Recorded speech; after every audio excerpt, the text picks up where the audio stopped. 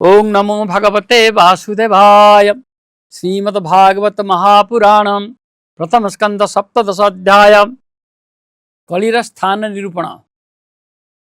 सुत उवाच एवे हो शुण मुनिजने हरिचरित शुद्ध मने से राज ऋषि परीक्षित तेजे की प्रकाशे आदित्य तक्षणे सरस्वती कूले मिलिले गोमिथुन मेले देखिले राजवेशधारी लुहार जष्टि करे धरी स्वभावे शूद्रतार देही नटर प्राय सज होई अरक्ष प्राणी वृषपादे दंड प्रहारे घोरो नादे स्वभावे एक चरण प्रहार करे पुण पुण तार प्रहारे से विकल लोचनु बहे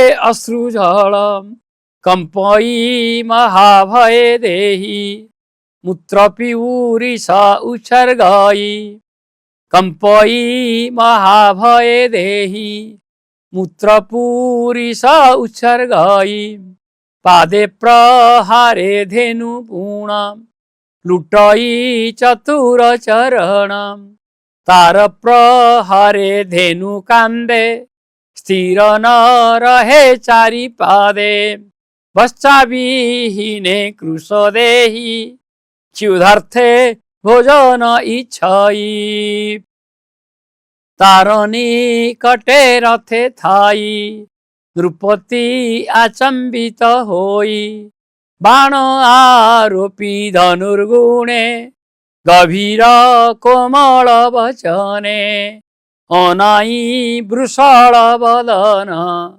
पुच्छई प्रहार कारण।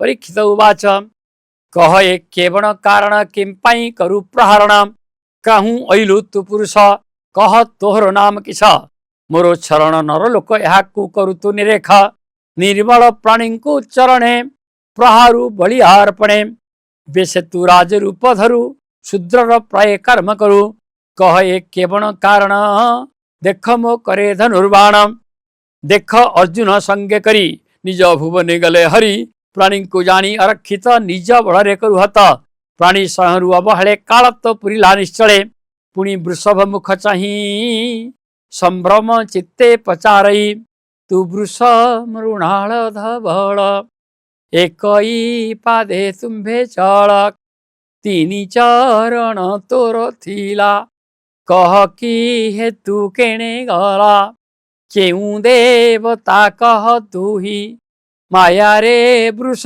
रूप होई एक कथा मोते बड़ गरु मोहर मने खेद करू पुणी सुरभिमुख चाही आश्वास वाक्ये पचारई तु धेनु कांदु काहि पाई वृषल भय तोते नाही भूमातरोदन न कर मुहि खड़ंक दर्पहर मुहि पालक अछि जही मोर प्रजांकु दुख काहि जाहार राज्ये प्रजा कूले हिंसा करंती दुष्ट खळे ताजेबे राजा न शुणई तार आयुष जस नाही नासई इह परलोक अंते से पड़ई नरक राजपणर धर्म एहि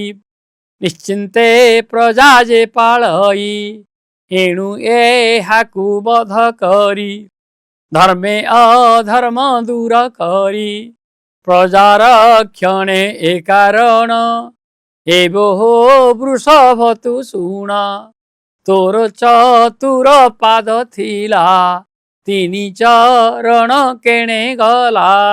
धर्म उवाच पांडव वंशे एवे भार आरत प्राणी भयहर जार पुण्य गुणे हरि सारथी दूत पण करी ଶୁଣ ହୋ ପୁରୁଷ ଉତ୍ତମ, ଯାହାର ଯେବା ନିଜ ଧର୍ମ, ପ୍ରାଣୀଙ୍କ କ୍ଲେଶ ବୀଜ ଯହୁଁ, ତାହା ଜାଣିବା ଆମ୍ଭେ କାହୁଁ।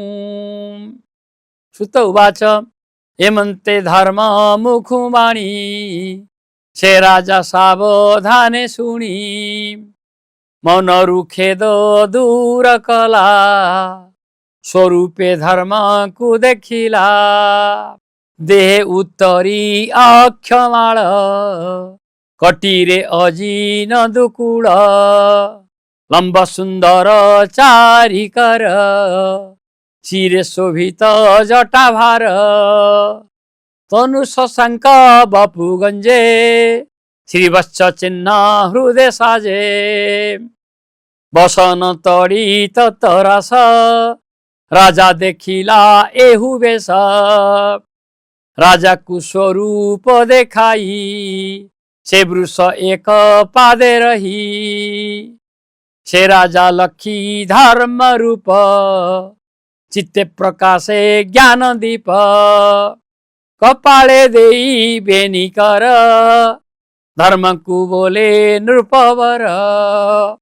ପରୀକ୍ଷିତ ଉବାଚ ତୁ ଧର୍ମ ଧର୍ମ କଥା କହୁ, ଛଳେ ବୃଷଭ ରୂପ ବହୁ, ଅଧର୍ମ କର୍ମ ଯେ କରଇ, ଯେ ଅବା ତାହା ପ୍ରକାଶଇ, ନରକେ ଗତି ଦୁହିଁଙ୍କର, ଏ ରୂପ ଶାସ୍ତ୍ରର ବିଚାର।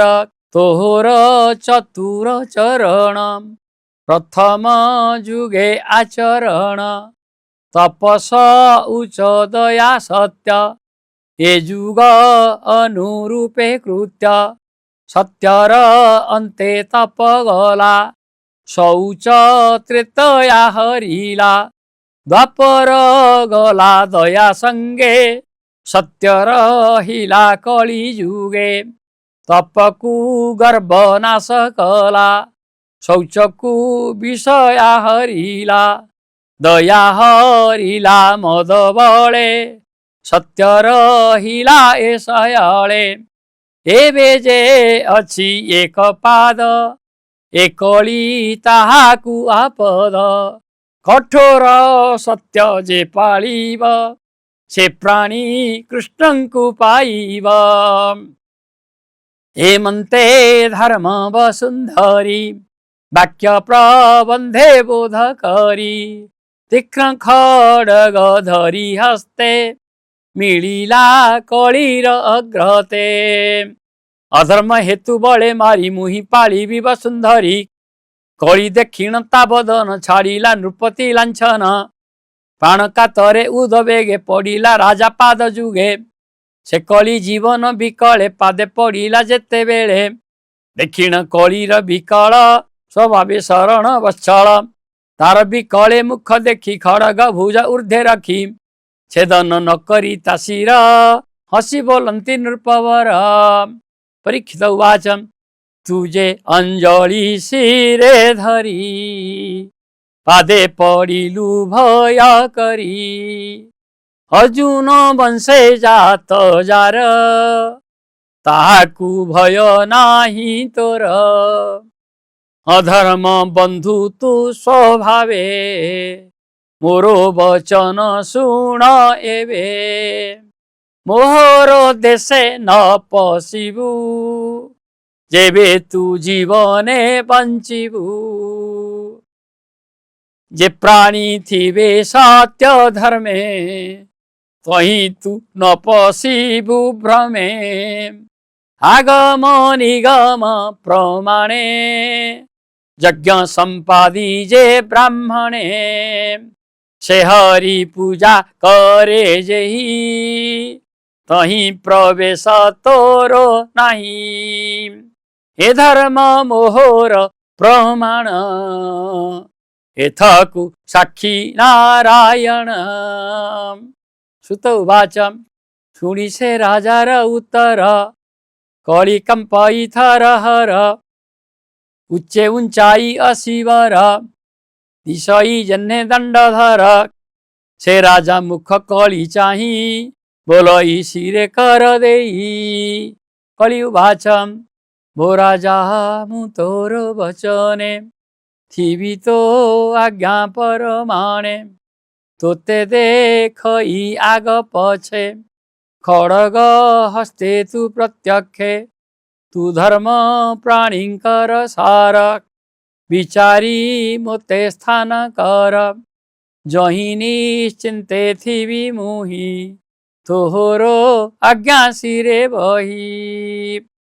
सुत उवाच कली वचन शुणी हसी संतोष चित्ते राज ऋषि चारि प्रकारे स्थान देला नित्य अधर्म जही मेला दित कामिनी मद्यपान प्राणी मारण जेबा स्थान पुणी बोईला कली जुग मोर ए स्थान चारि भाग जही मुथिबी निरंतरे पंचम स्थान दिय मोरे। कलीर वाक्य भाली चित्ते सुवर्ण देला तार हस्ते ए पंच स्थान पंचगुण ब्राह्मणे सावधाने शुण मिथ्या बसई द्युत मध्ये काम कामिनी मद मध्ये प्राणी मारणे रजगुण सुवर्ण मध्ये रिपुगण ए पंच स्थान तारे देला जही अधर्म संग मेला तक्षणे राजार वचने कली बसिला पंच स्थाने एणु एमानंकु सेवन न करे विज्ञ जेऊ जन तपस उच्च दया तीनी वृषभ पाद बोली मानी हेमंते अभिमन्यु सूत प्रजापालई अविरत से हरि चरणे विश्वास कहई जगन्नाथ दास। इति श्रीमद्भागवते महापुराणे परमहंसहितायां प्रथम स्कंदे कली निग्रहो नाम सप्तदशोऽध्यायः। ओम श्री कृष्णार्पणमस्तु। शुभं भवतु शुभानि भवतु।